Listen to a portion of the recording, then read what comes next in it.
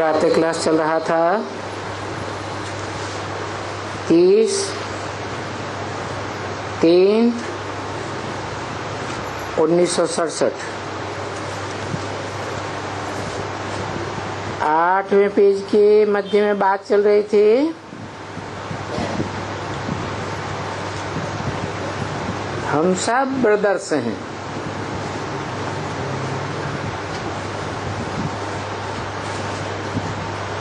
ज्योति बिंदु बिंदु आत्मा आत्मा भाई भाई हैं और वो हमारा बाप है।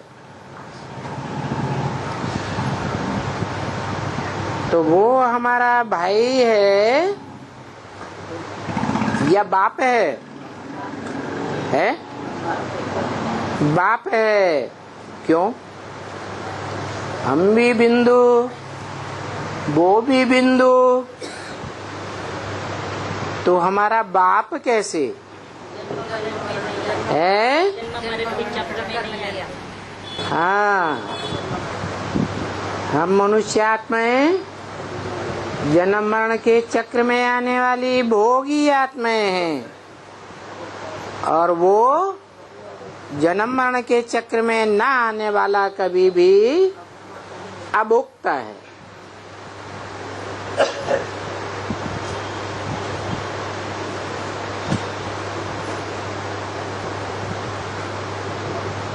तो वो है तो बिंदु, लेकिन हमको वर्षा का एका देता है। तो वर्षा देने वाला बाप ही कहा जाता है। बाप माने वर्षा।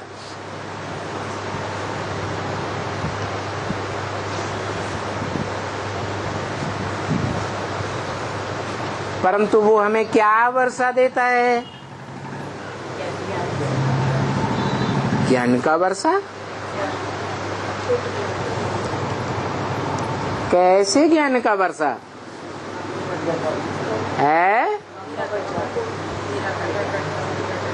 निराकारी ज्ञान का वर्षा तो ठीक, निराकारी आत्माओं को निराकारी वर्षा ही मिलेगा। परंतु वो निराकार जिसको हाथ पांव नाक आंख कान मुख है ही नहीं, वो वर्षा कैसे देगा? है? साकार के द्वारा वर्षा देगा। तो साकार के द्वारा जो वर्षा देगा वो निराकार वर्षा देगा या साकार वर्षा देगा? है? निराकार के द्वारा साकार वर्षा देगा। निराकारी बाप है तो निराकारी वर्षा देने वाला, क्योंकि जन्म मरण के चक्र में नहीं आता है तो त्रिकालदर्शी है, इसलिए तीनों काल का वर्षा देता है। सत्य का, तीनों काल का सत्य इस मनुष्य सृष्टि में कोई मनुष्य आत्मा के पास नहीं है? परंतु उसको मुख नहीं है। तो वो निराकार बाप हमको वर्षा कैसे देगा?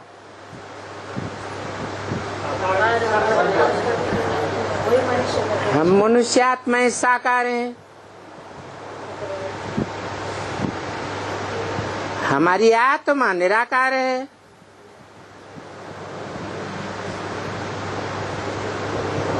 तो कहें कि हम निराकार भी हैं और हम साकार भी हैं। हम मनुष्य आत्माओं के अंदर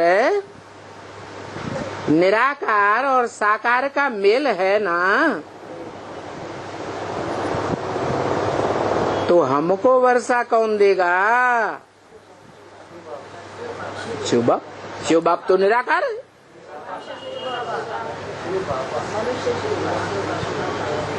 अरे चींटी चींटी को वर्षा देगी,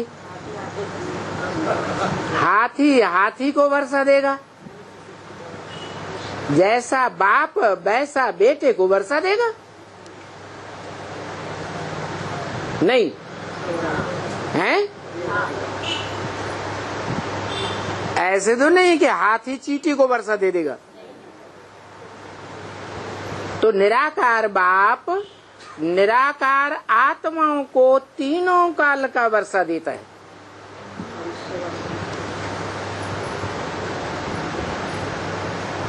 परंतु जो हम मनुष्य आत्माएं हैं वो निराकार आत्मा भी है और साकार शरीर भी है। हम निराकारी सो साकारी है ना, तो हमारा बाप कैसा होगा? है निराकार होगा। हमारा बाप भी वैसा ही होना चाहिए, निराकारी सो साकारी। परंतु मनुष्य सृष्टि में जो मनुष्य सृष्टि का बाप होगा वो सदा निराकारी हो सकता है क्या? है नहीं। तो हमको सदा का अर्थात तीनों कालों का वर्षा कैसे देगा? सत्य का वर्षा, ज्ञान का वर्षा कैसे देगा? साकार देगा? है साकार तो नहीं देगा। ये तो बड़ी भारी मुझे हो गई है। वर्षा देने वाला बाप और वर्षा लेने वाला बच्चा एक जैसा चाहिए या अलग प्रकार का चाहिए?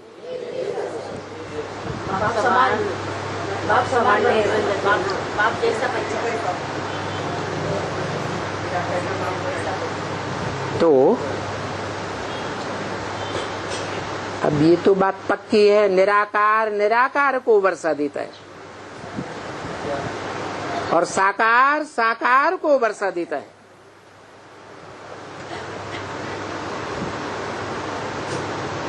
हम आत्माएं जो मनुष्य आत्माएं हैं, हम अपन को निराकार कहें? अभी कहें या नहीं कहें? जब हम हैं ही निराकार नहीं तो निराकार का वर्षा कैसे लेंगे? हैं?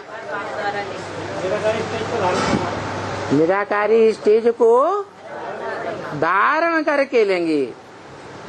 तो निराकारी स्टेज को धारण करने के लिए क्या करना पड़े? हैं? मनमना भव होना पड़े। ये किसने कहा? ये कौन कहता है मनमना भव? मेरे मन में समा जा। है? मनुष्य सृष्टि का बाप कहता है तेरे मन में क्यों समा जाऊं? तेरे मन में आलाय बत्तुर पता नहीं जाने क्या क्या चलता है। है? मनुष्य सृष्टि के बाप के अंदर मनन चिंतन मंथन करने वाला मन है या नहीं है? मन अच्छा भी सोचता है और मन बुरा भी सोचता है, संकल्प भी करता है और विपरीत संकल्प भी करता है। तो हम उस समय क्यों समा जाए? है?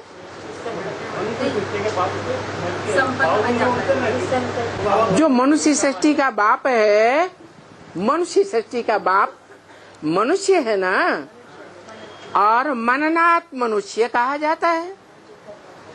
मनन चिंतन मंथन करे तो मनुष्य, नहीं करे तो जानवर।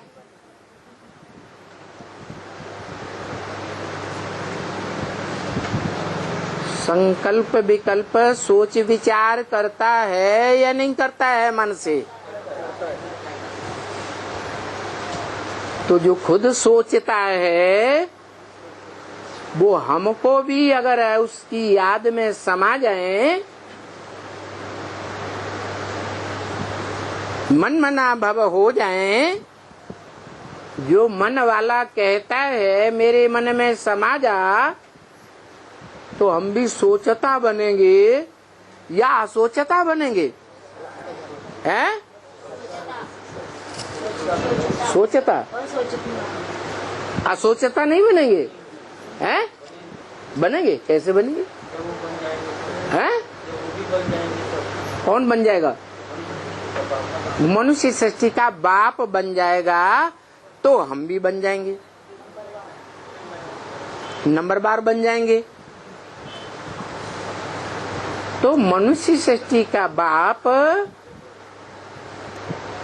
कैसे बनता है?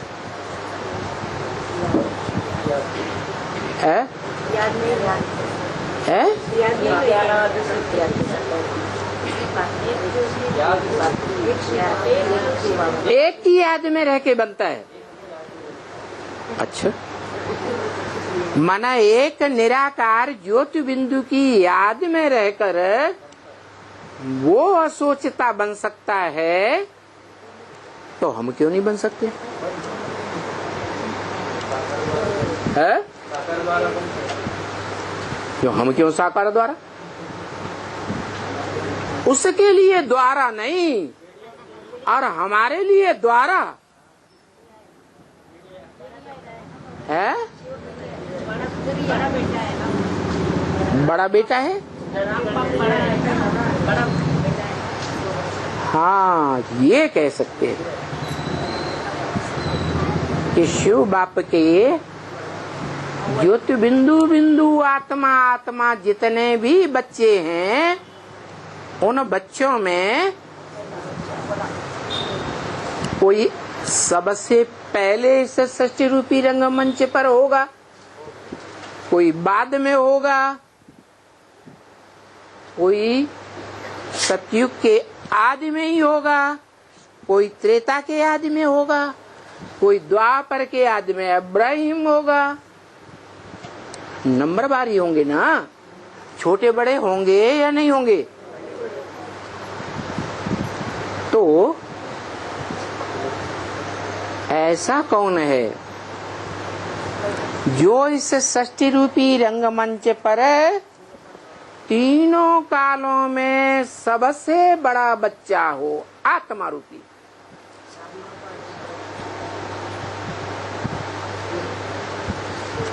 कोई होगा या नहीं होगा?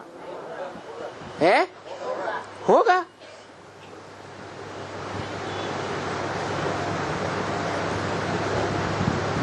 जो भी सृष्टि का तीनों कालों का चक्कर है, भूत भविष्य वर्तमान का, उस पूरे चक्कर में कोई ऑलराउंड चक्कर लगाने वाला होगा, तो उसी के आधार पर ये सृष्टि जो है तीनों काल की कही जा सकती है।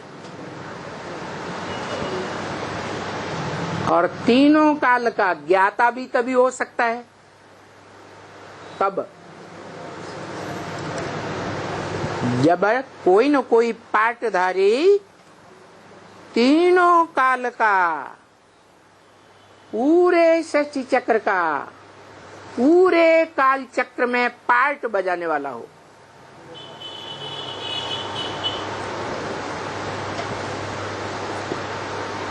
होना चाहिए कि नहीं होना चाहिए? होना चाहिए। भारतीय शास्त्रों में तो गाया हुआ है।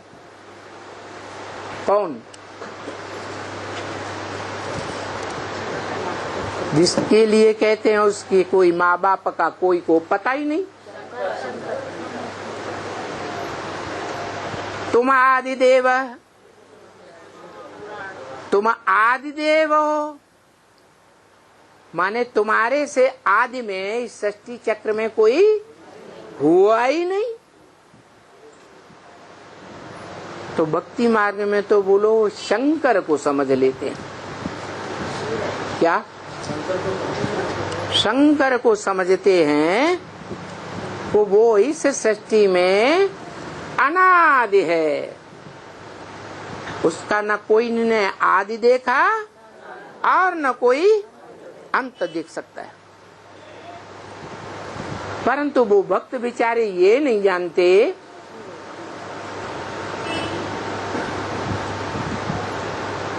कि गांव-गांव में, शहर-शहर में, देश-देश में, देश-देशांतर में और दुनिया में जितनी भी खुदाइयां हुई हैं, उनमें सबसे जास्ती जो यादगार मूर्तियां लिंग की मिली हैं,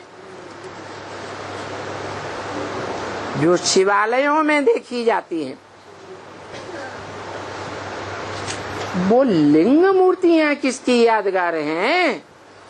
क्योंकि लिंग मूर्ति मंदिर में मुख्य स्थान पर बीच में रखी होती है और बाजू में दीवाल में सभी देवी देवताओं के चित्र दिखाते हैं। तो मुखिया कौन हुआ है? शिवलिंग मुखिया है या चारों ओर की दीवालों में जो देवी देवताएं बैठे हैं, उन देवी देवताओं में जो मुख्य शंकर की मूर्ति रखी होती है वो मुखिया है। वो बाजू में दीवाल में क्यों टिकी हुई है सबके साथ? इससे साबित होता है कि शंकर मुखिया नहीं है उस शिवालय का। आलय माने घर, शिवालय माने शिव का घर। कोई कहता है शंकरालय है, माने घर शंकर का नहीं है। किसका घर है? बाप का घर है। तो जिस बाप का घर है उसमें शिव वर्षा देने वाला बाप मुखिया बैठा है और बच्चे लेने वाले बैठे हैं। उन बच्चों में शिव की 3 मूर्तियां गाई जाती हैं। त्रिमूर्ति शिव कहा जाता है। उन तीनों मूर्तियों में ब्रह्मा देव, विष्णु देव, फिर कहते हैं देव देव महादेव। सूक्ष्म वतन की जो 3 पुरियां दिखाई जाती है, उनमें भी ब्रह्मा की सूक्ष्म वतन सबसे नीचे, उससे ऊपर विष्णुपुरी और उससे ऊपर शंकरपुरी। इससे भी साबित होता है कि ज्यादा सूक्ष्म मनन चिंतन मंथन की स्टेज कौन सी मूर्ति की है? शंकर की है। इसलिए वो सूक्ष्म वतनवासी कहा जाता है। बाकी ऐसे नहीं है कि ऊपर कोई 3 पुरियां हैं, कोई गांव बसा हुआ है, शहर बसा हुआ है। जैसे कहते हैं जगन्नाथपुरी, तो ऐसा कोई शहर बसे होने की बात नहीं है। असली बात क्या है? निराकारी नहीं, आकारी स्टेज। मनन चिंतन मंथन की आकारी स्टेज। स्थूल शरीर की स्टेज नहीं, स्थूल शरीर की कर्मेंद्रियों की याद नहीं, कर्मेंद्रियों के सुख की याद नहीं,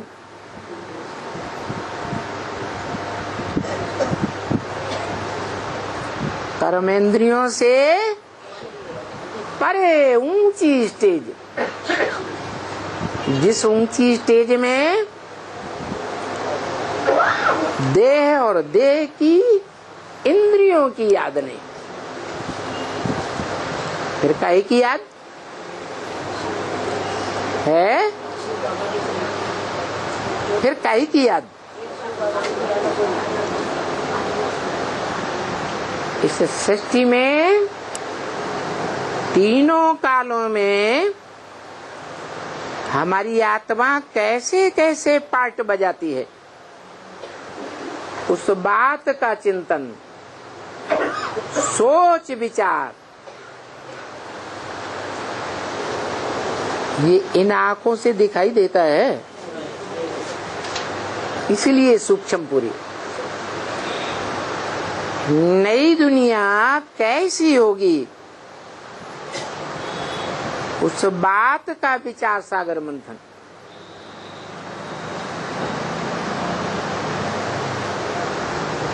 नई दुनिया स्वर्ग में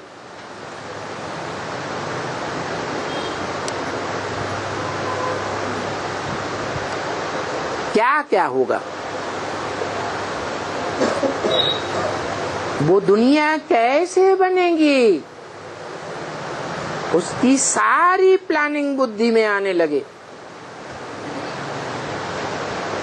क्योंकि उस नई दुनिया में हम आत्माएं अनेक जन्म लेकर, अनेक चोले बदल बदल कर अपना पार्ट बजाएंगी कि नहीं?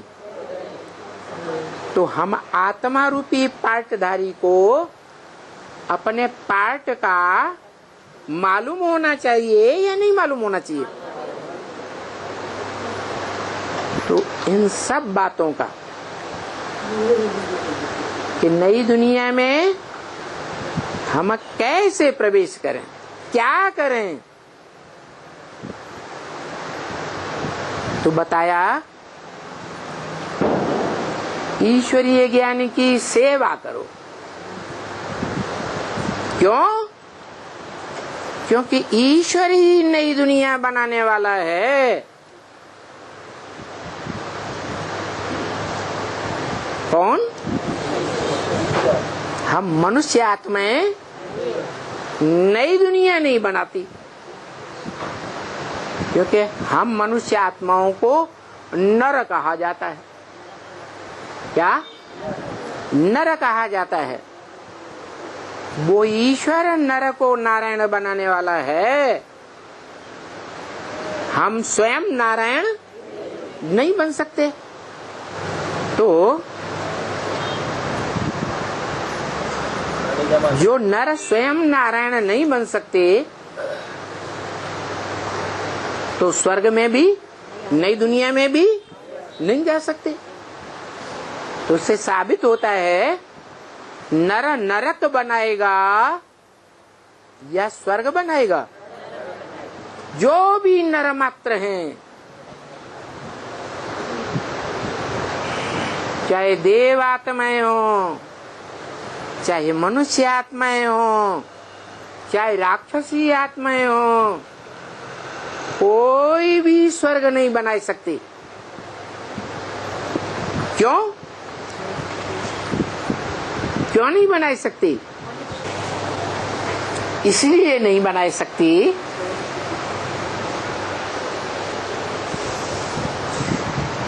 कि जो भी मनुष्य मात्र हैं,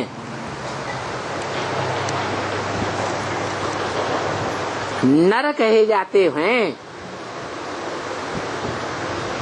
बल देवता बने हों, वो सब भोगी है। क्या? भोगी हैं। भले 16 कला संपूर्ण कृष्ण की वो आत्मा ही क्यों न हो जो मनुष्य सृष्टि का पहला पत्ता गाई जाती है कि नहीं? कैसे?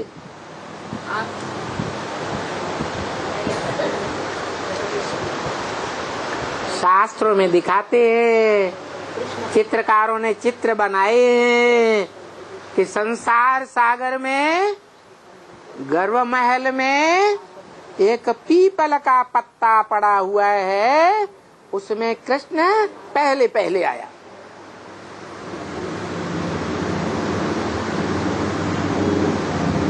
तो मनुष्य सृष्टि का पहला पत्ता हुआ ना। जब कभी जलमयी हुई होगी संसार में, तो जलमयी में तो सबका शरीरों का विनाश हो गया। तो कोई तो पहले आया होगा। कौन आया? शास्त्रों में ऐसे दिखाते हैं कि कृष्ण आया। कृष्ण को 16 कला संपूर्ण बताया, और 16 कला संपूर्ण तो देवात्माएं बनती हैं, और उनकी कलाएं क्षीण भी होती हैं।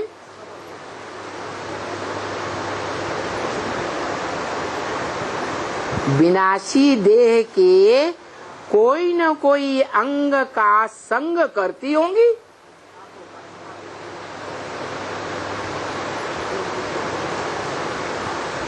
जैसे साक्षात्कार से बने लक्ष्मी नारायण के चित्र में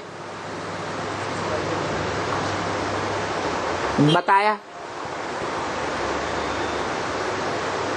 कि नर से डायरेक्ट बनने वाले नारायण ऊपर खड़े हैं और उनके बच्चे नीचे खड़े हैं। राधा कृष्ण क्या कर रहे हैं? राधा की दृष्टि कृष्ण में, कृष्ण की दृष्टि राधा में, बस और कोई में नहीं डूबती।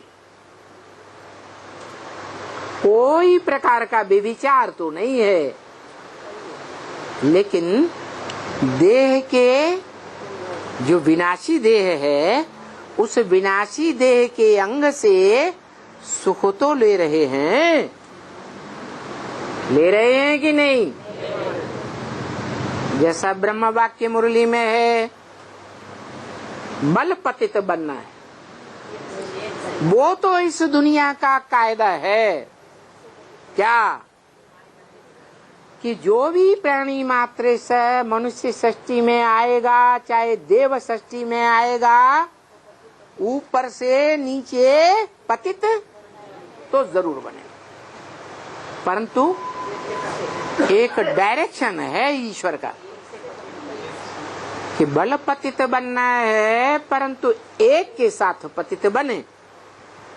अनेकों के साथ पतित बनना ये बेकायदे। क्या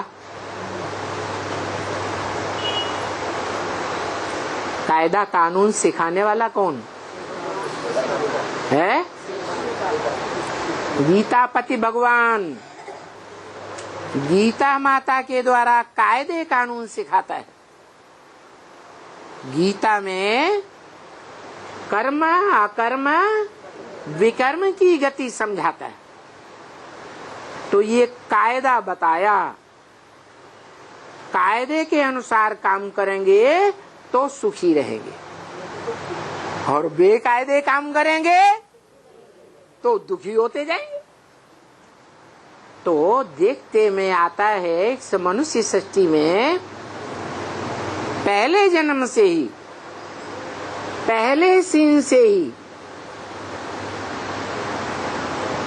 जो देवात्माएं भले 16 कला संपूर्ण तो होती हैं, परंतु देह का सुख भोगने के कारण नीचे गिरना शुरू हो जाता है। 16 कला संपूर्ण से पौने 16, 14 कला, 8 कला, कमती होते होते कलयुग के अंत में कलाहीन हो जाते। सारी कला काया चट एकदम पतित बन जाते। तो पतित तो साफ बनते हैं, क्योंकि भोगी है। इस मनुष्य सृष्टि में पार्ट बजाने वाली कोई ऐसी आत्मा भी है जो पतित नहीं बनती है या नहीं है? कौन? एक शिव बाप ही है जो इस मनुष्य सृष्टि में आता तो है, परंतु इस दुनिया के जो भी ग्रेट ग्रेट फादर्स कहे जाते हैं, बड़े बड़े धर्म संप्रदायों के बाप कहे जाते हैं, जैसे क्राइस्ट, दुनिया की लगभग आधी जनरेशन क्राइस्ट को अपना बाप मानती है।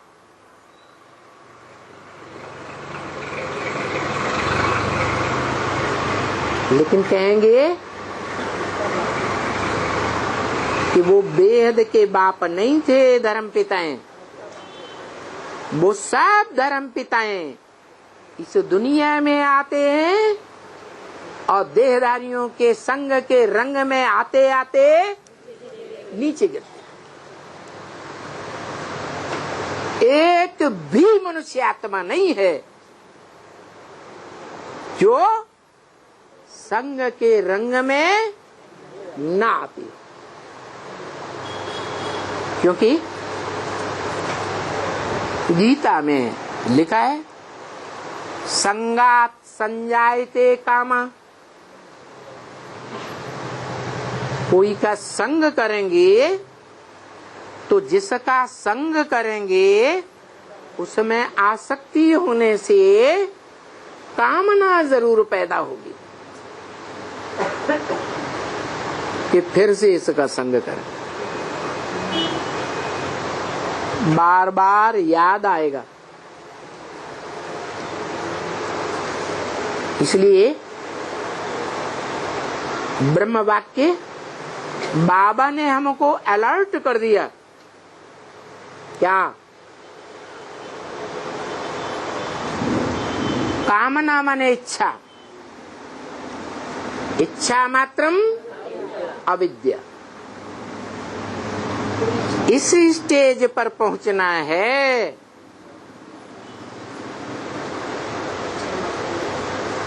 इस स्टेज पर पहुंचना है?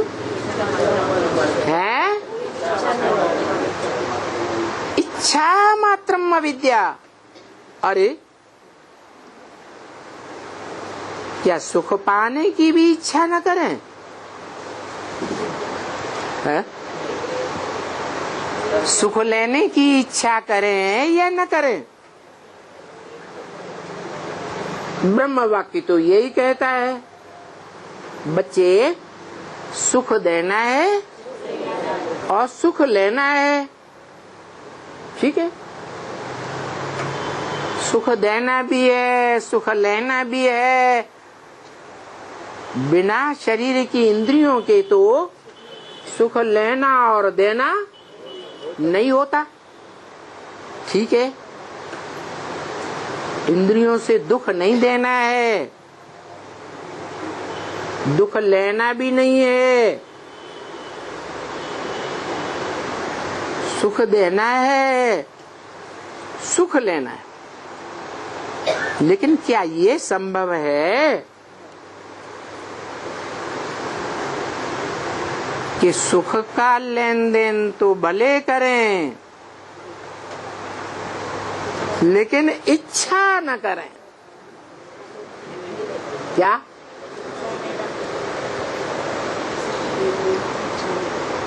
ऐसा कोई गायन है मनुष्य सृष्टि में? कोई शास्त्र में गायन है? क्या है?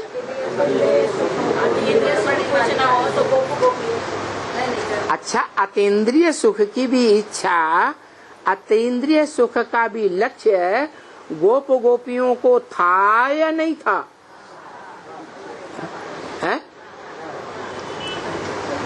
गोप गोपियों का लक्ष्य था या नहीं था कि इंद्रियां देह का अंग, देह विनाशी, तो इंद्रियां भी विनाशी, उनका सुख भी विनाशी। लेकिन इंद्रियों से जो परे का सुख है, अतीन्द्रिय सुख, क्या वो अविनाशी है? अविनाशी है या नहीं है? हैं?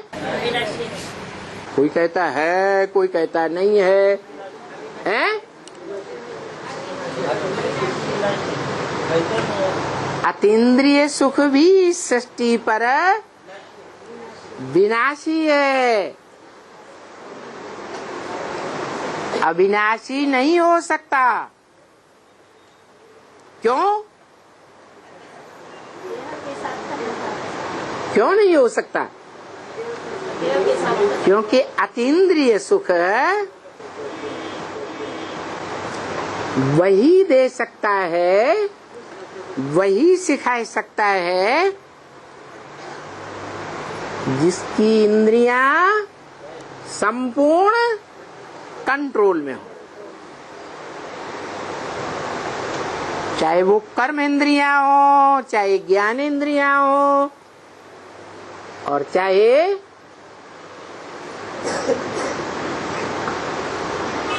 जो इंद्रियां बड़ी प्रबल कही जाती हैं, उनसे भी प्रबल 11वीं इंद्रिय मन ही क्यों न हो।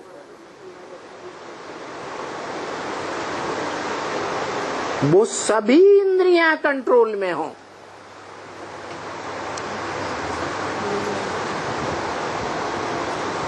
और अव्वल नंबर हो सभी इंद्रियों को कंट्रोल करने में, वो ही अतीन्द्रिय सुख ले सकता है, वो ही अतीन्द्रिय सुख दे सकता है। अगर कहें ले सकता है,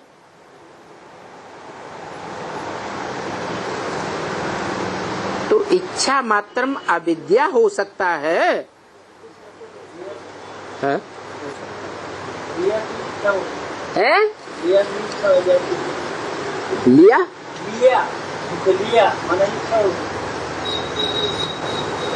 शास्त्रों में तो गाया हुआ है, समदर्शी इच्छा कछु नाही।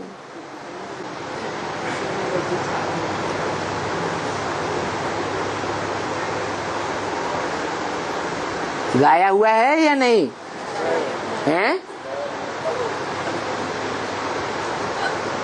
हमारे जान सदा शिव जोगी, अज अनवद्य अकाम अभोगी। अकाम माने कोई कामना नहीं उनको।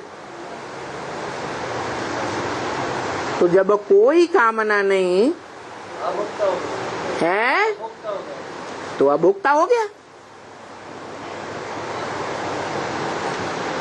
सुख भोगने की कामना ही नहीं। फिर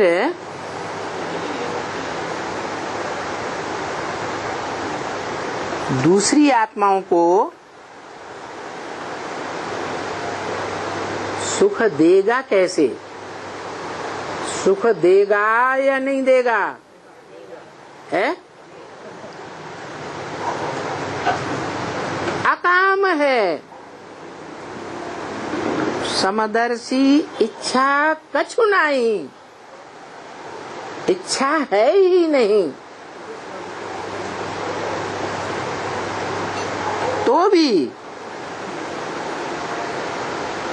सुख देगा। है? अरे उसको इच्छा ही नहीं है तो सुख देगा नहीं देगा? और कोई लेना चाहे तो देगा या नहीं देगा? देगा। है?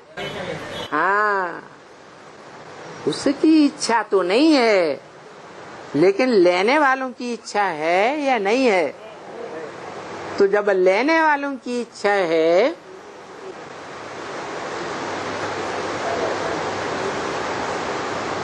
तो जिन्हें लेने वालों की इच्छा है उनका दाता नहीं बनेगा, है? आज तो गांव-गांव में माताएं गाती हैं, मेले मलाखड़े में जाती हैं तो भी बैलगाड़ी में गीत गाते जाती हैं। दाता एक राम भिखारी सारी दुनिया, दाता एक राम।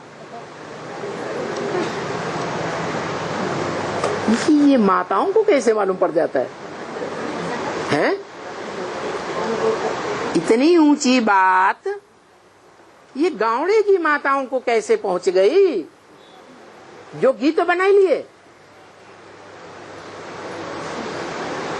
ये कहाँ की यादगार है? ये संगम युग की यादगार है कि जो दाता है सुख का दाता, कर्मेंद्रियों से सुख का दाता नहीं, कर्मेंद्रियों से जहाँ सुख दिया जाता है वो दुनिया द्वैतवादी कर्म प्रधान दुनिया बन जाती है। कर्म करोगे तो प्रकृति सुख देगी,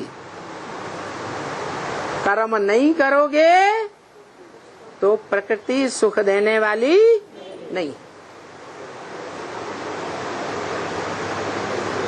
मना ये कर्मेंद्रियां कर्म में आसक्त कराती हैं। क्या कहा?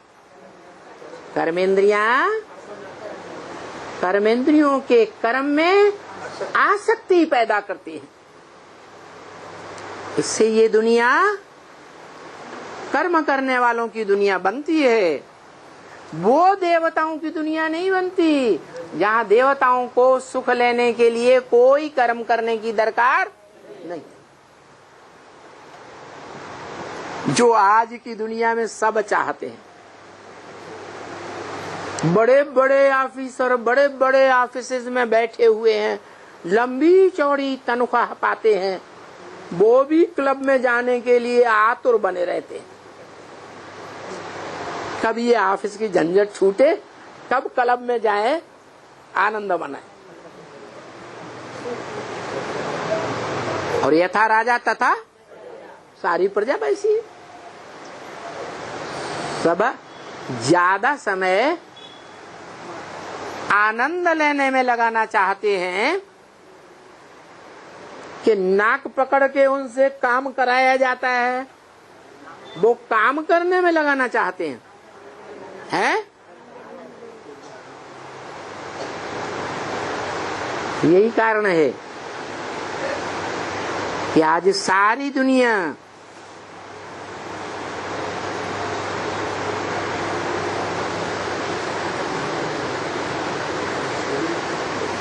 कर्म नहीं करना चाहती, निठल्ली होती जाती है, बैठे बैठा ही मिल जाए, पसीना ना बहाना पड़े, भले ढेर सारी रिश्वत ले लेंगे, चोरी चकारी कर लेंगे गवर्नमेंट की, डकैती डाल लेंगे। कोई राइल डकैती डालते हैं, कोई नीची कोटि के डकैत होते हैं, मारकाट करके डकैती डालते हैं। तो सारी दुनिया में सभी चाहते हैं क्या कि ज्यादा से ज्यादा टाइम हम आनंद लेने में लगाएं।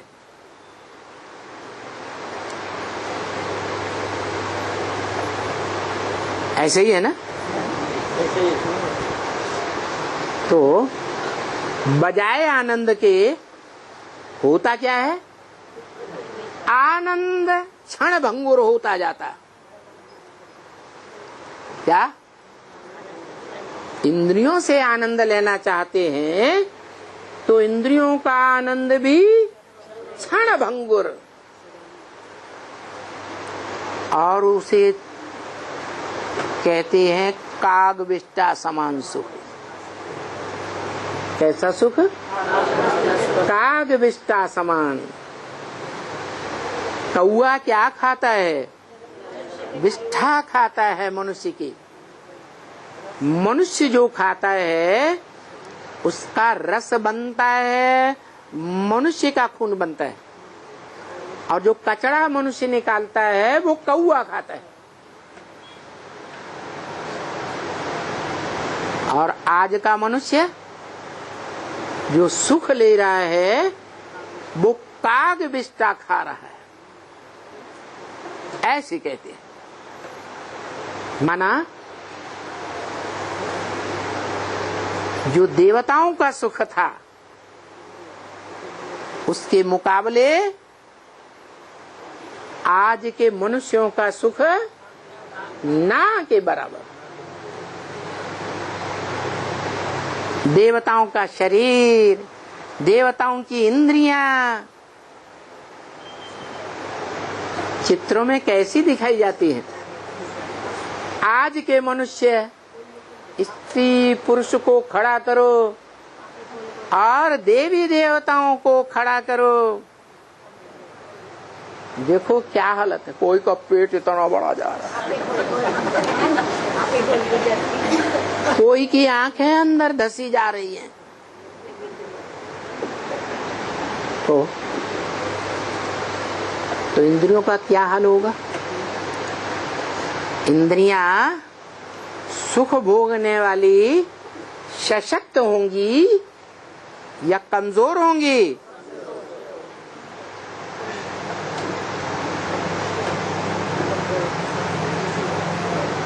पावरफुल इंद्रियां होंगी तो पावर मिलेगी सुख भोगने में, और इंद्रियां ही कमजोर हैं तो कोई सुख नहीं। तो कर्मेंद्रियों से बड़ा जो ग्रुप है इंद्रियों का वो ज्ञान इंद्रियां कही जाती है। द्वापर जो द्वैतवादी युग कहा जाता है वहां दोनों प्रकार का सुख भोगते हैं। देवताएं जो ज्ञान इंद्रियों का सुख भोगते थे वो सुख गौण हो जाता है, हल्का हो जाता है, और कर्मेंद्रियों के सुख की प्रधानता हो जाती है दुनिया में।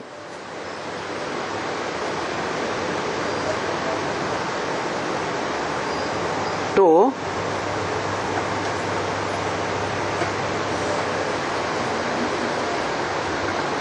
कर्मेंद्रियां हो चाहे ज्ञान इंद्रियां हो, दोनों सशक्त बनी रहें और दोनों प्रकार की इंद्रियों से पूरा सुख मिले, वो तब ही संभव है जब तन कैसा हो, है हेल्दी हो, कोई बीमारी न हो कोई अंग में।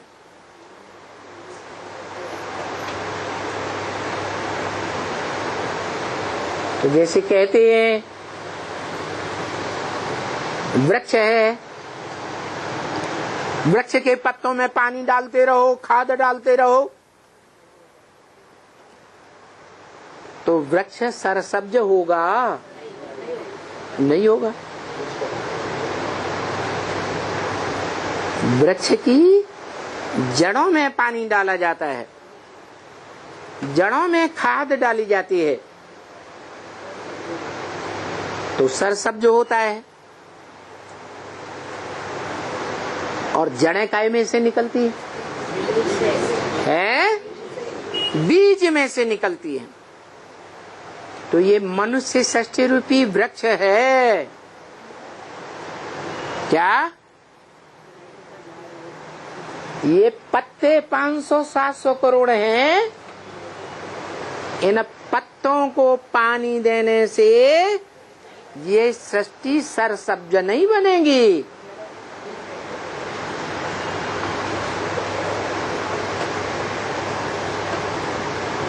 कैसे बनेगी?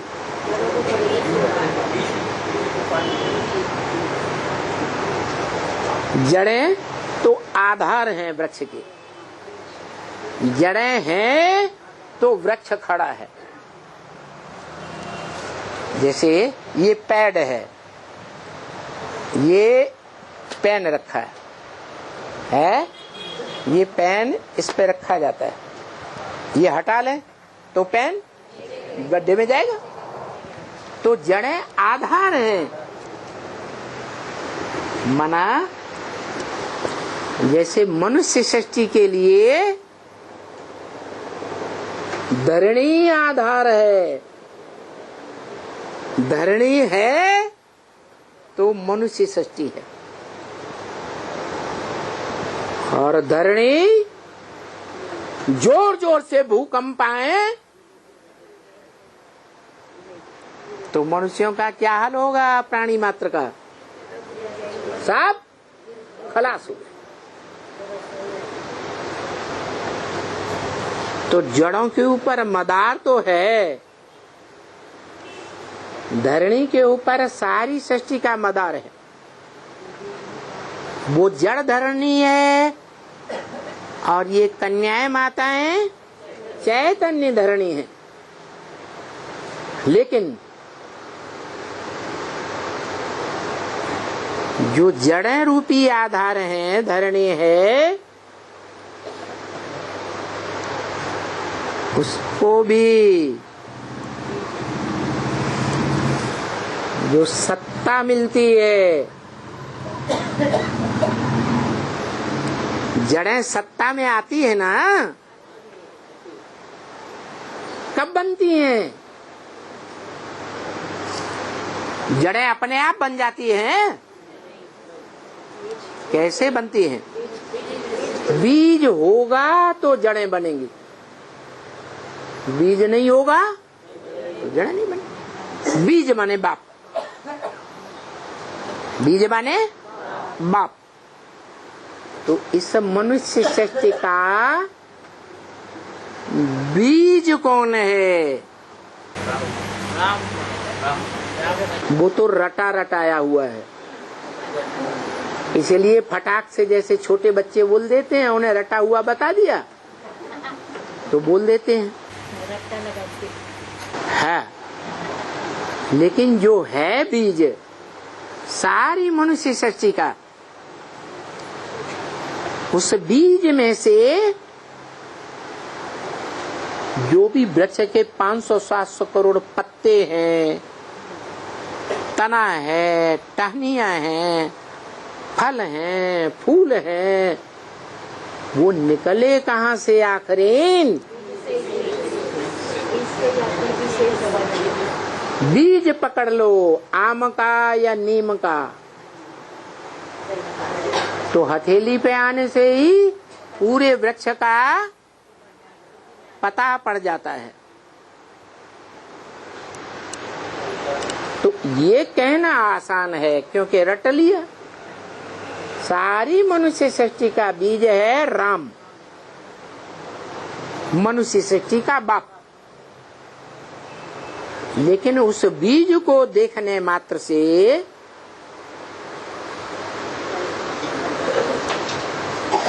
क्या पता लगता है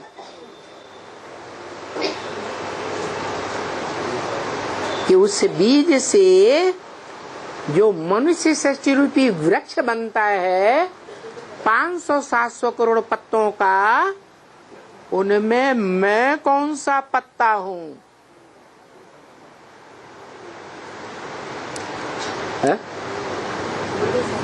या मैं कौन सी टहनी से कनेक्टेड हूं? पत्ता है। राम बाप बीज है, वो तो जान लिया, रटा हुआ है, इसलिए बता दिया। लेकिन ये भी तो होना चाहिए, जैसे बीज हाथ में होता है तो बीज को देखने से पूरे वृक्ष का पता चलता है कि ऐसे ऐसे ये तना होता है, ये टहनियां होती हैं, ये दाईं ओर की टहनियां, ये बाईं ओर की टहनियां, ये फल है, ये फूल है, सारा बुद्धि में आता है। तो ऐसे ये मनुष्य सृष्टि का जो बीज रूप बाप है, क्या उसकी हमको पूरी जानकारी मिल गई है? मिली? नहीं मिली। वो बीज रूप जो आत्मा है, जो तीनों काल में ऑल राउंड पार्ट बजाने वाली है, इसको कहा जाता है महाकाल। सामान्य काल तो रोज आता रहता है, कभी इसके ऊपर आया, कभी उसके ऊपर आया। काल कोई न कोई को खाता ही रहता है, परंतु महाकाल तो सृष्टि के अंतिम क्षणों में प्रत्यक्ष होता है, सारी दुनिया के सामने। जो कालों का काल महाकाल गाया हुआ है, जिसको कोई काल नहीं खा सकता, वो सबको खा जाता है, फिर भी इस मनुष्य सृष्टि में बचा रहता है या लोप हो जाता है? बचा रहता है।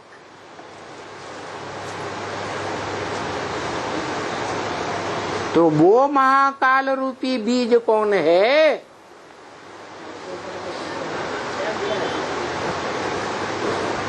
ये जानकारी कौन देगा?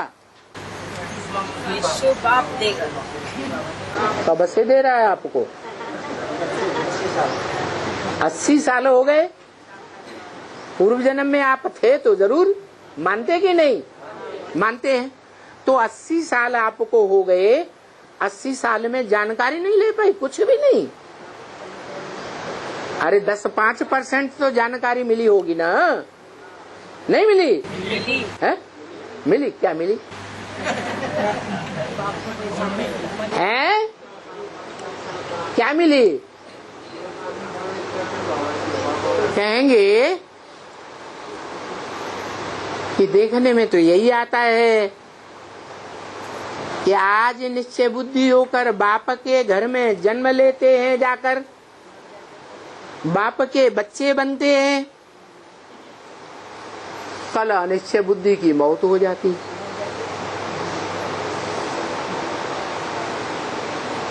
ये जो ब्राह्मणों की दुनिया रची जा रही है ब्रह्मा द्वारा, इसमें आदि से लेकर 80 साल होने जा रहे हैं, अभी तक ये जन्म मरण का चक्र ही चल रहा है। यह कोई अमरलोक में आ गया है? ऐसा निश्चय रूपी जन्म किसी का हुआ है जो पक्का पता पड़ जाए किस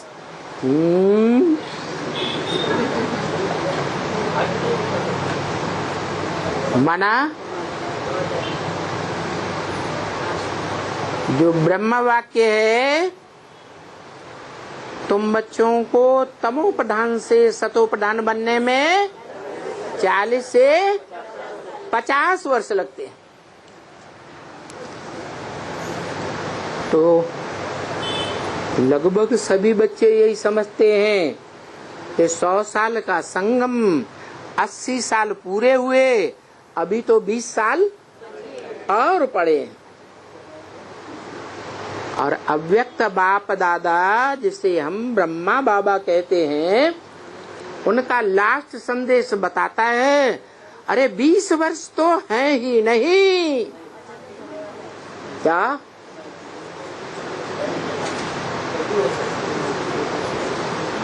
तो अंत समय में बनेंगे। कब होगा अंत समय? अरे कुछ पता चल गया है या नहीं? चल गया है। 2018 में 2018 में पूरे वृक्ष में हमारा कौन से नंबर का पत्ता है वो पता चल गया। अरे तो जब अपना ही पता नहीं चला, बच्चे को अपना ही पता नहीं है कि मैं अम्मा कुमार हूँ या अम्मा बप्पा दोनों का कुमार हूँ, तो बाप का पूरा पता है? तो अंतिम समय अभी आया कि नहीं आया? नहीं, रामकृष्ण भाई कह रहे हैं अभी अंतिम समय थोड़े ही आ गया है। तो कितना टाइम पड़ा है अभी? 20 साल है? कितने साल? 10 साल के बाद अंतिम समय आएगा सबका। पक्का कर दिया। नंबर 1। अरे हमारे मुंह से तो शुभ निकलना चाहिए। 10 साल के बाद हमारा अंतिम समय आएगा, जिस अंतिम क्षण में हमें अपनी आत्मा ज्योति बिंदु का साक्षात्कार हो जाए कि हम जिस बाप के बच्चे हैं वो बाप हमको कौन से नंबर का वर्षा देने वाला है।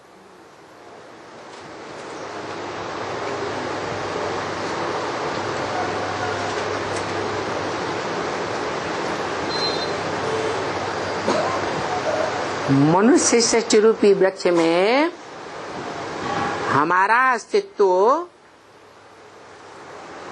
जड़ों में है। वृक्ष की जड़ें एक होती हैं या अनेक होती हैं? तो उन जड़ों में हमारा अस्तित्व है। हमारी आत्मा का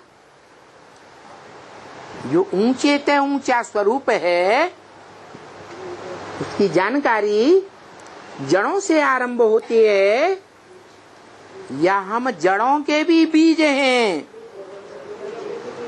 या उन जड़ों में भी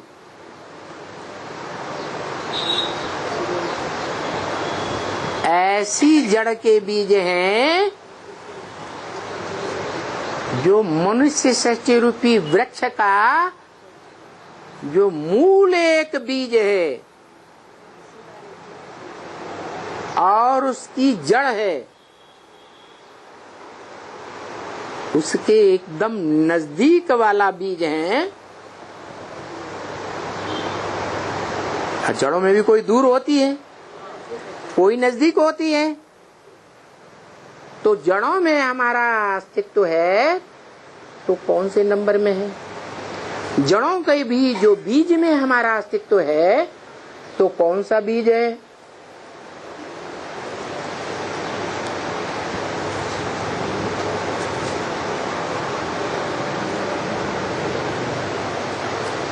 वो सूक्ष्म वतनवासी बने हैं।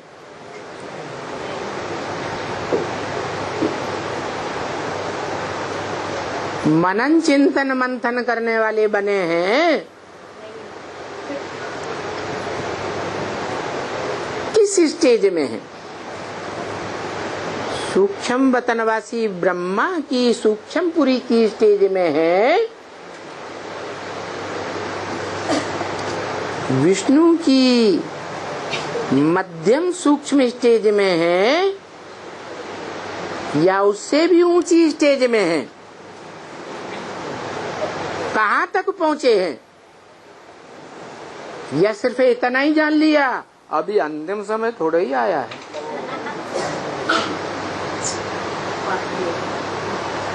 है?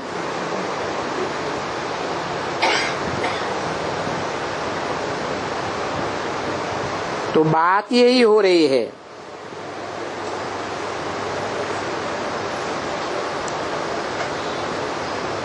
कि हम भाई भाई हैं, आत्मा आत्मा, लेकिन कौन से नंबर के भाई हैं?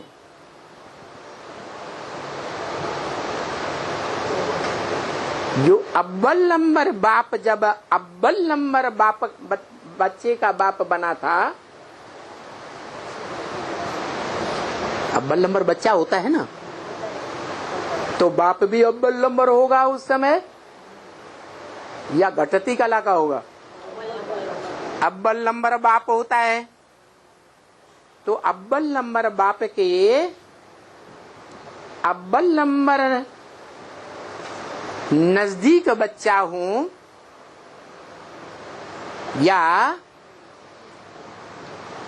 बाद में आने वाला बच्चा हूं, या अंत में पैदा होने वाला बच्चा हूं, मेरी आत्मा रूपी पार्टधारी की प्रत्यक्षता रूपी जन्म कब होने वाला है?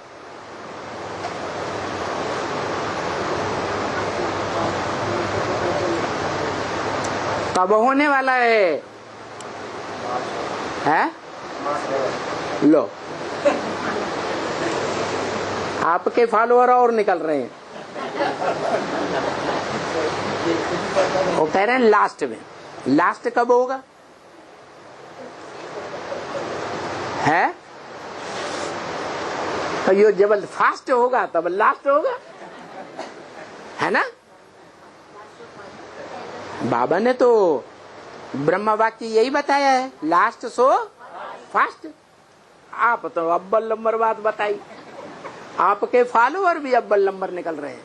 हाँ, तो लास्ट सो फास्ट जो जाने वाले होंगे वो भी कोई उनका आधार होगा ना। वो किस आधार पर लास्ट में आने पर भी फास्ट हो जाएंगे? बाकी सब तो लास्ट में आने वाले फास्ट नहीं हो जाएंगे। दुनिया के जो दूसरे दूसरे धर्म इस सृष्टि रूपी रंगमंच पर बाद में आते हैं, वो शूटिंग पीरियड में भी बाप के बाद में बच्चे बनेंगे या पहले बच्चे बनेंगे? तो वो बाद में लास्ट में जो आएंगे वो भी फर्स्ट चले जाएंगे, चले जाएंगे। हाँ,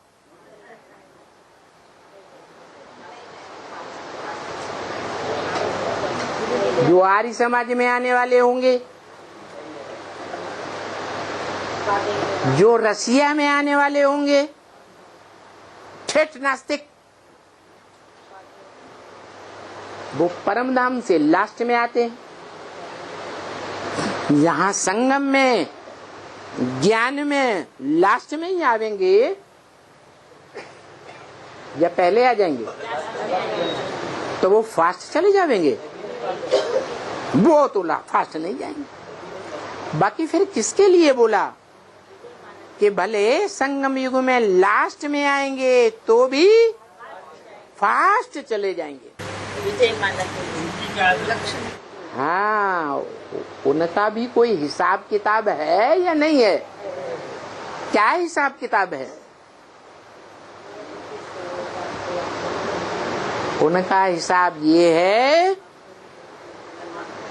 कि इस सृष्टि रूपी चक्र में आकर के जब से जन्म लेते हैं अंत तक भी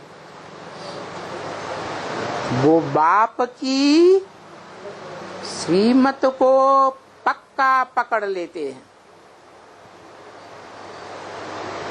कि पतित बनना है तो एक से पतित बनना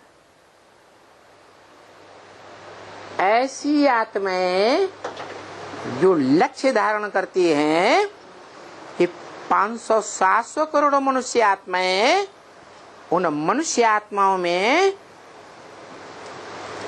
एक मनुष्य आत्मा के संग का रंग लेंगे।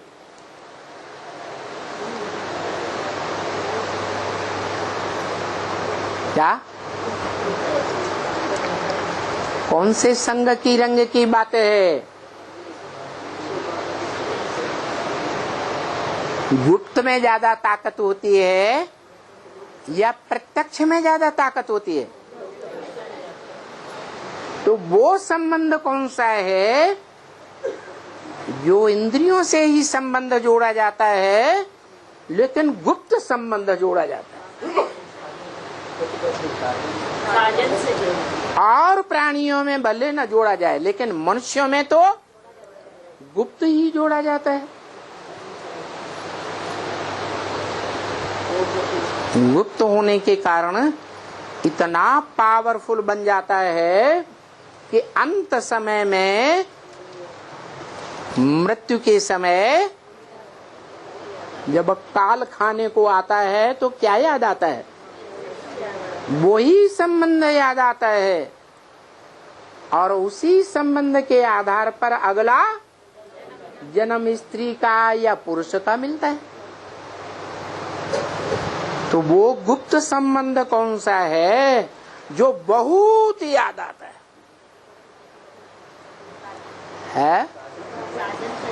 साजन सजनी का संबंध है। सहजन, जन माने मनुष्य, सहजनी स्त्री, स्त्री का सहयोगी, पुरुष का सहयोगी। कैसा सहयोगी? जीवन साथी, जीवन संगिनी। एक के साथ या अनेकों के साथ? एक के साथ तो सबसे अच्छा। एक के साथ जो सजनी संबंध निभाती है, भारत में उसको बहुत मान से देखा जाता है। उसका नाम देते हैं, टाइटल देते हैं, सती। क्या? सती। और वो सती बनने का जो फाउंडेशन पड़ता है उस आत्मा में, वो कहाँ पड़ता है? संगम युग में पड़ता है। तो कोई आत्मा होगी जो आत्माओं के बाप से ज्ञान मिलता है कि एक के साथ संबंध निभाना चाहिए, गहरा संबंध, गुप्त संबंध, और एक जन्म का नहीं है जो शास्त्रों में गायन है, जन्म जन्म लगी रगर हमारी, वरों शंभु न तू राहों कुंवारी।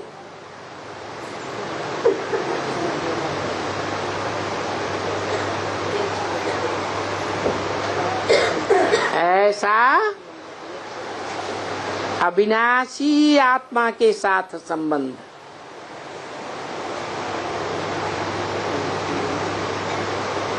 ये संकल्प श्रीमत के अनुकूल है या प्रतिकूल है?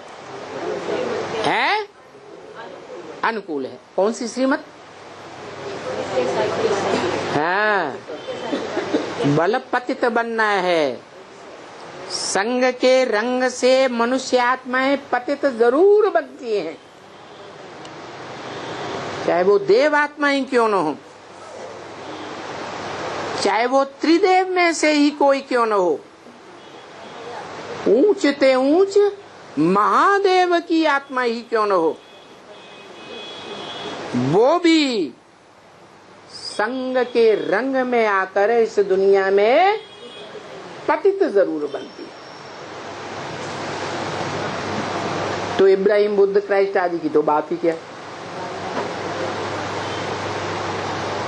तो जब पतित बनना ही है संग के रंग से, भोगी आत्माओं को, और मनुष्य मात्र सब भोगी है? भोगी है ना, भोगी है। इस मनुष्य सृष्टि में अभोक्ता तो कोई नहीं है।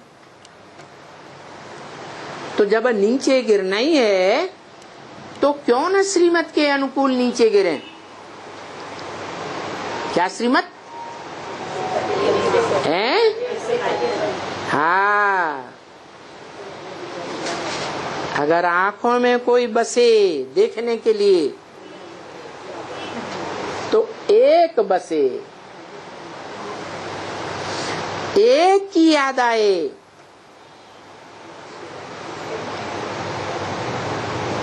जैसे राधा कृष्ण को देखते, कृष्ण राधा को देखता, ये 16 कला संपूर्ण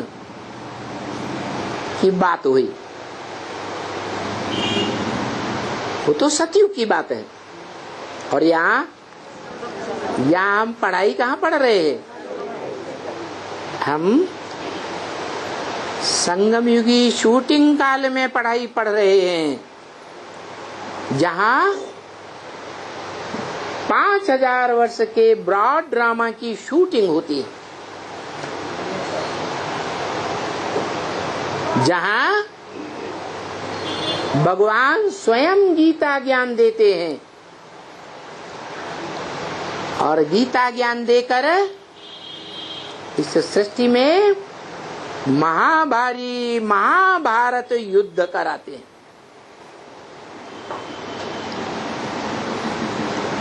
बताते हैं कि इस युद्ध में सबको पसार होकर जाना पड़ेगा।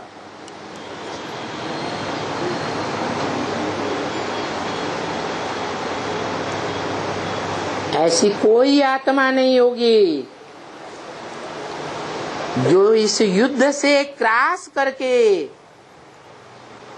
आगे न बढ़े, आगे बढ़े।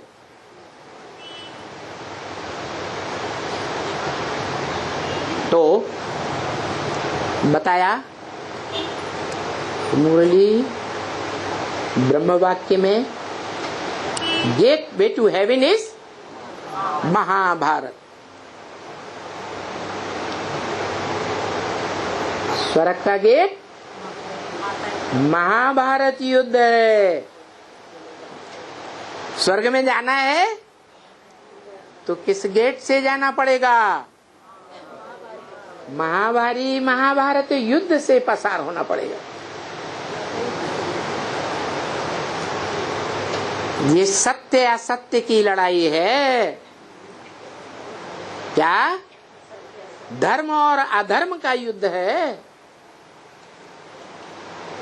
दुनिया में अनेक प्रकार के जब धर्म फैल जाते हैं धर्म पिताओं के द्वारा, तब भगवान आकर गीता ज्ञान सुनाते हैं। सर्वधर्मान परित्यज्य, क्या? सब धर्मों को त्याग दे। तो सब धर्म कलयुग के अंत में होते हैं या द्वापर के अंत में होते हैं? उन शास्त्रकारों को तो बेचारों को पता ही नहीं है। क्या?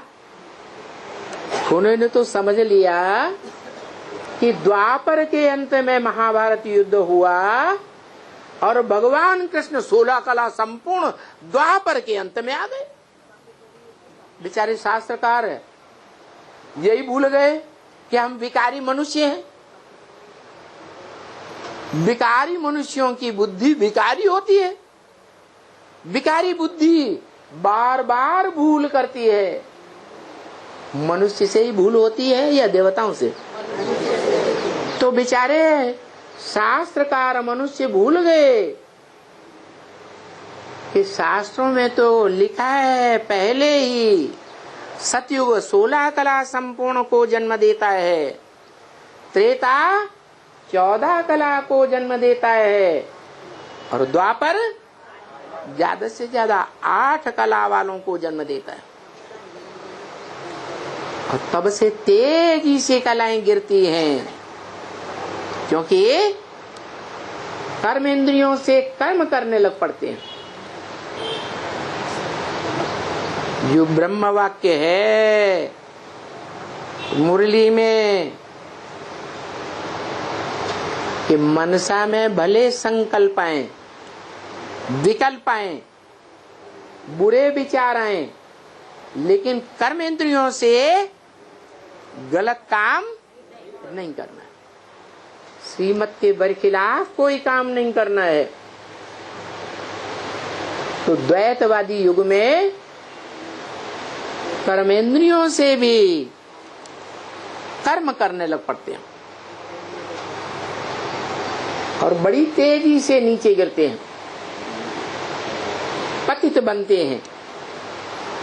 दुनिया के सभी मनुष्य मात्र तेजी से पतित बनते हैं।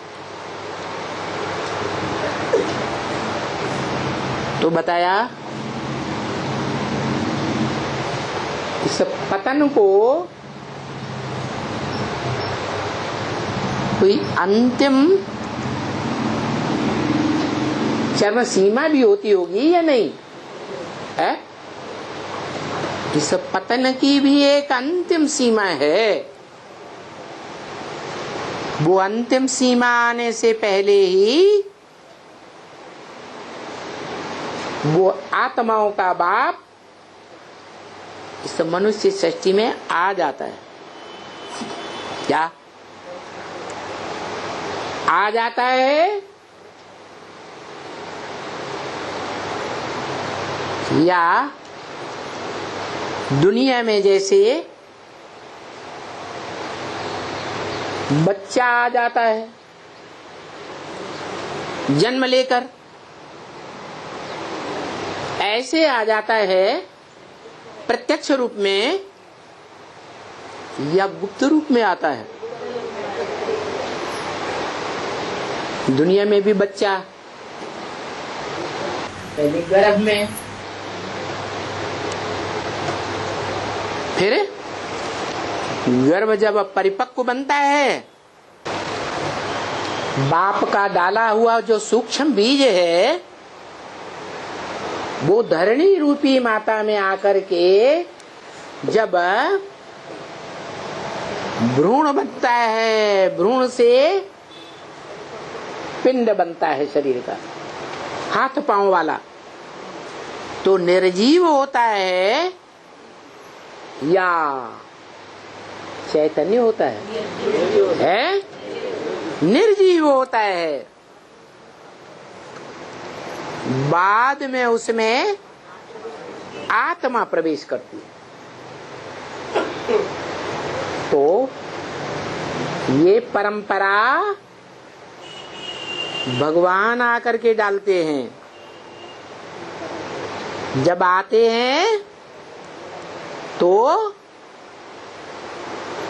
अहम बीज प्रतपिता, मैं ज्ञान का बीज बोने वाला पिता हूँ।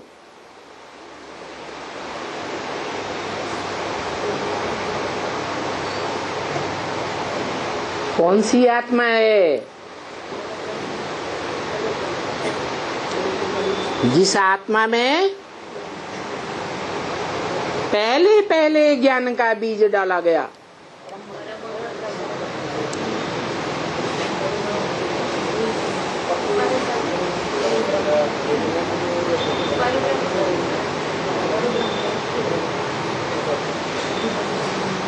जिसका नाम परम माने बड़ी, ब्रह्म माने बड़ी ते बड़ी माँ।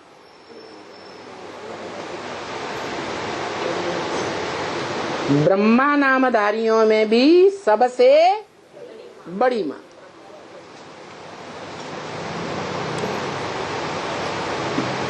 तो बाप भी कैसा होगा है? बाप भी कैसा पुरुष होगा? परम ब्रह्म बड़ी ते बड़ी माँ, बड़े ते बड़ी माँ का रूप है कार्य करने के आधार पर। क्योंकि शास्त्रों में काम के आधार पर नाम पढ़ते हैं। इसकी शुरुआत भी वो बापों का बाप आकर करता है। बोलता है मैं जिस तन में भी आऊंगा उसका नाम ब्रह्मा रखता हूं। तो जिस पहले नंबर में आऊंगा वो बड़े से बड़ी माँ हो गई। दुनिया में भी क्या होता है, खास भारत में देख लो। ब्रह्म वाक्य है मुरली में, क्या भारत में पुरुष की एक स्त्री मर जाती है तो कहते हैं एक जूती गई, दूसरी लेते हैं, तीसरी लेते हैं, चौथी लेते हैं। है? ऐसे करते हैं या नहीं करते? लेकिन मान ज्यादा कौन सी माता के बच्चों का होता है? जो पहले नंबर की माता होती है उसका मान शान ज्यादा होता है। तो ये परंपरा किसने डाली है? आत्माओं के बाप ने आकर ये परंपरा डाली। जैसे ब्रह्मा पुरुष दादा लेखराज, उसमें भी प्रवेश किया सन 47 में, तो क्या नाम रखा? ब्रह्मा नाम रखा। परंतु वो तो बाद वाला ब्रह्मा या आदि वाला ब्रह्मा है? वो तो बाद वाला ब्रह्मा है, आदि वाला तो नहीं है। तो आदि वाला जो ब्रह्मा है, जो शास्त्रों में गाया हुआ है, गुरुर् ब्रह्मा गुरुर् विष्णु गुरुर्देवो महेश्वर गुरु साक्षात परम ब्रह्म तस्मै श्री गुरुवे नमः।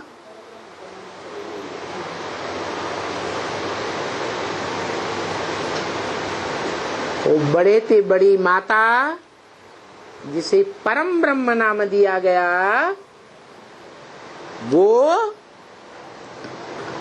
बच्चों के रहने का स्थान है, मूल स्थान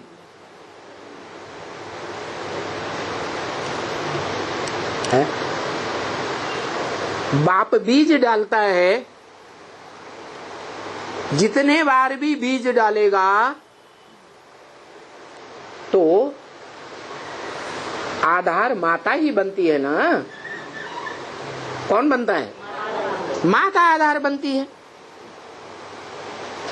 तो बच्चों का, परिवार में जो भी बच्चे जन्म लेते हैं उन सब का मूल स्थान कौन सा हुआ है? माता, पहली माता। वेद ब्राह्मणों की दुनिया में भी पहली माता परम ब्रह्म। और वो परम ब्रह्म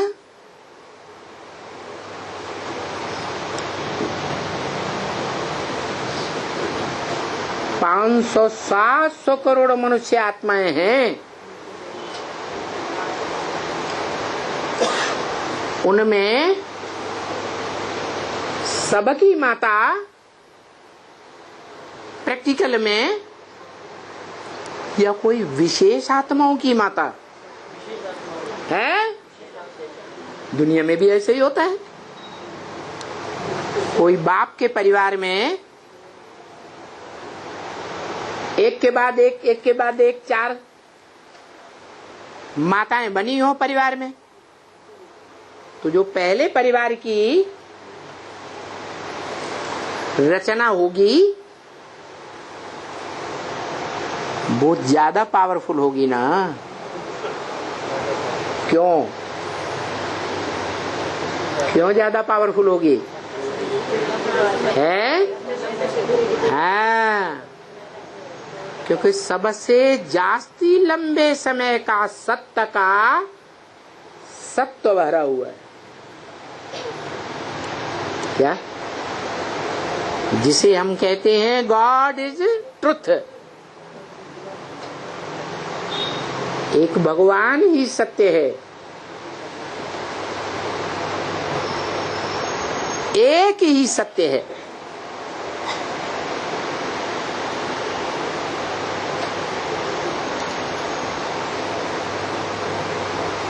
उसके अलावा कोई भी सत्य नहीं है। तो इस मनुष्य सृष्टि में भी वो एक ही पुरुष है। पुरु माने शरीर रूपी पुरी, और श माना शयन करने वाला। एक ही आत्मा परम पुरुष है। किस आधार पर? जो इस सारी मनुष्य सृष्टि के चक्र का ज्ञाता है। पूरे परिवार का ज्ञाता कौन होता है? बाप होता है। वो आत्माओं का बाप है। क्या? देहधारी मनुष्यों का बाप नहीं, लेकिन देहधारी आत्माओं को वर्षा देने वाला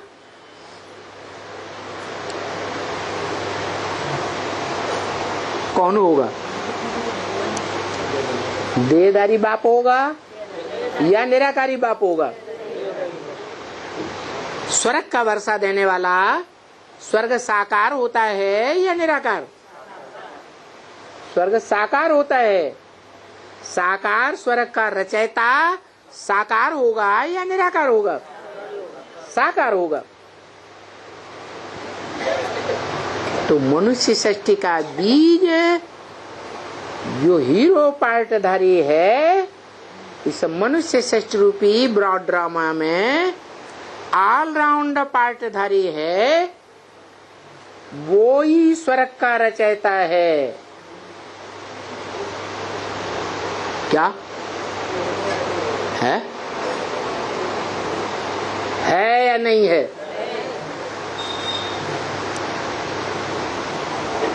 आंखें बड़ी बड़ी हो रही हो तो अभी बता दो।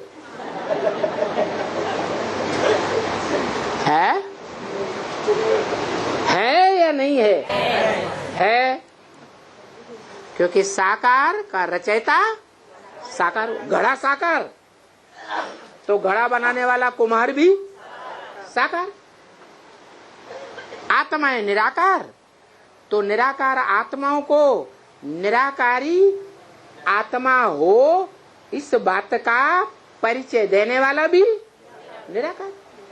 उससे पहले तो हम जानते ही नहीं थे कि हम क्या है। तो निराकार से निराकारी वर्षा मिलता, साकार से साकारी स्वर्ग का वर्षा मिलता। लेकिन जो साकारी स्वर्ग का वर्षा देने वाला बाप है मनुष्य सृष्टि का,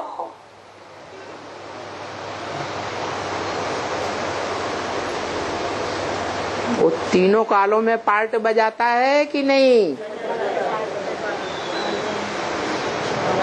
कलह क्लेश वाले तमो प्रधान युग में भी सुख दुख लेने और देने का पार्ट बजाता है या नहीं? तो जो दुख देता है, जो सुख लेता है, दुख लेता भी है देता भी है, तो दुख लेने और देने के टाइम पर अज्ञानी कहा जाएगा कि ज्ञानी कहा जाएगा?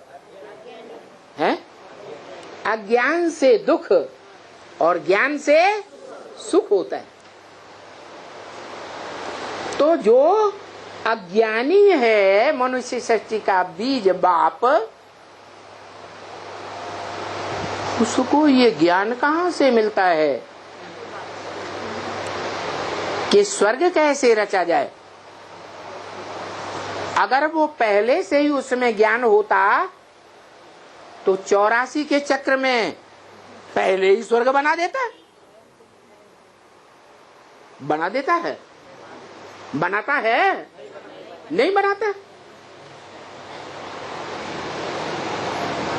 तो सवाल है कैसे बनाता है, कौन उसे रास्ता बताता है?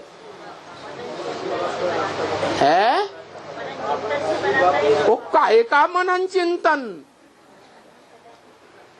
अरे 63 जन्म तो सुंदर सुंदर बीवियों का मनन चिंतन किया है। राजयोग सीखने वाले राजाओं ने ढेर की ढेर रानियां रखी हैं। भारत पतन के गर्त में गया ना, तो भिखारी बनने से गया ना। तो 63 जन्म का अभ्यास क्या है?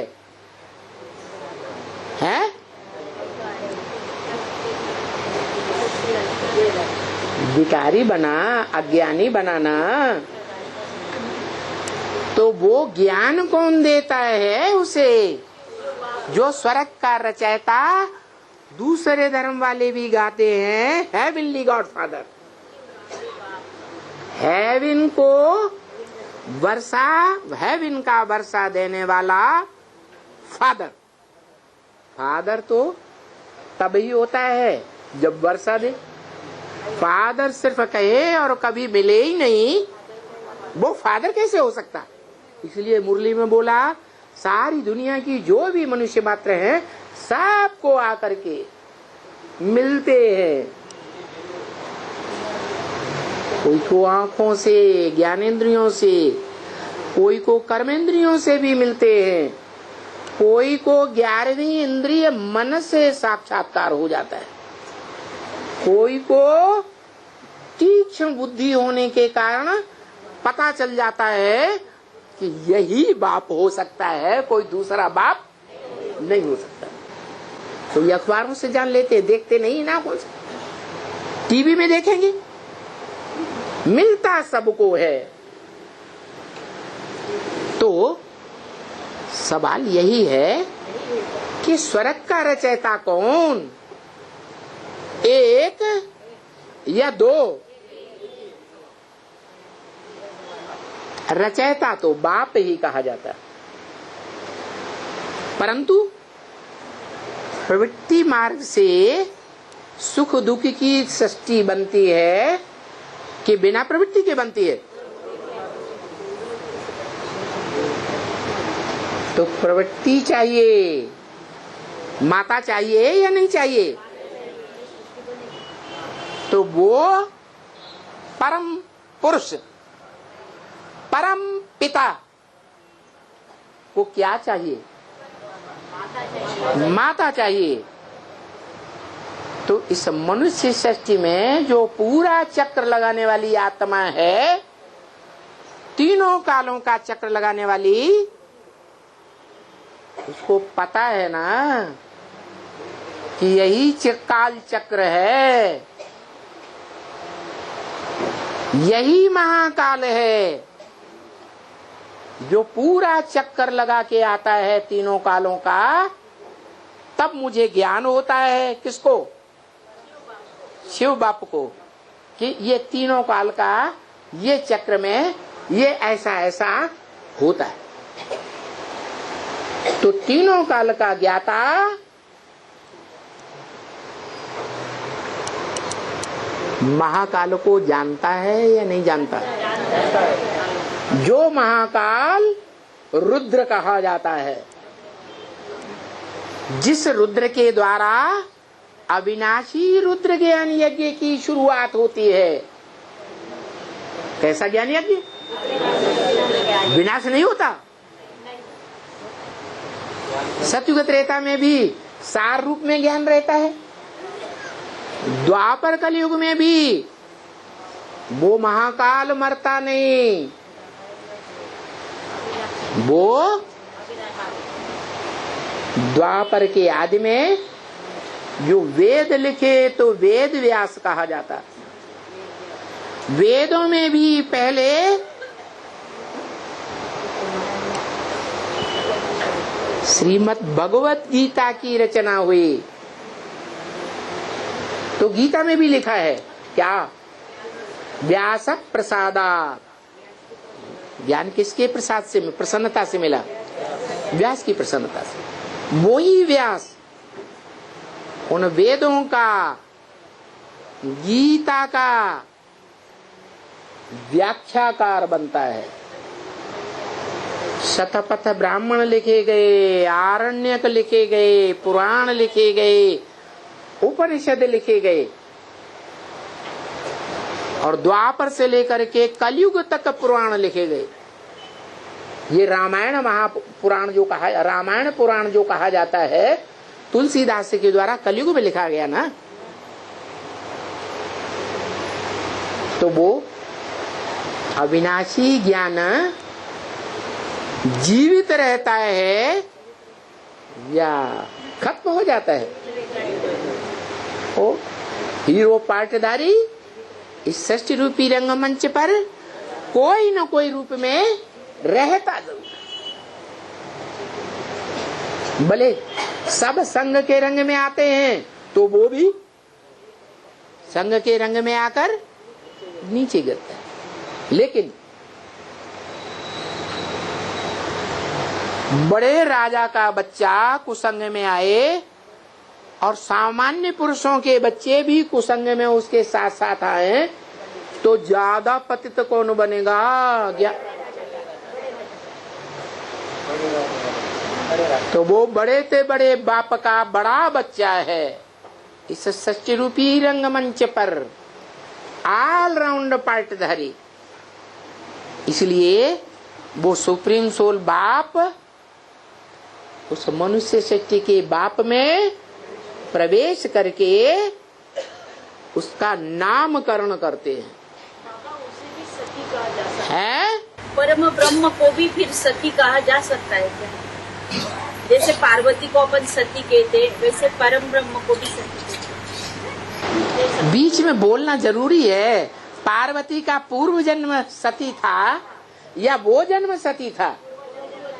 तो पार्वती नाम क्यों दे रहे हो? पार लगाने वाली पूर्व जन्म वाली सती थी या वो है?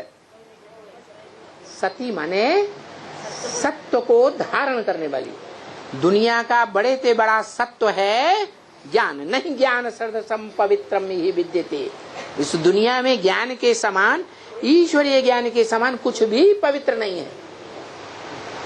तो वो सती की बात है। वो परम ब्रह्म नाम देता है अपना काम निकालने के लिए। बाप जन्म नहीं देगा मनुष्य सृष्टि का, देव आत्माओं का। कौन जन्म देगी? माता जन्म देगी। तो ब्राह्मण सृष्टि पहले है। उस ब्राह्मण सृष्टि में माता का नाम दिया ब्राह्मण सृष्टि रचने के लिए परम ब्रह्म है। तो पुरुष, जैसे ब्रह्मा पुरुष था, नाम दिया ब्रह्मा, तो उसका नाम माता भी है, वो पिता भी है। आदि में भी माता और अंत में भी माता पिता दोनों साथ एक ही शरीर में। जब संपन्न रूप बनता है तो बड़ा रूप माता और बिंदु रूप पिता, उसको कहते हैं शिवलिंग। ओम शांति।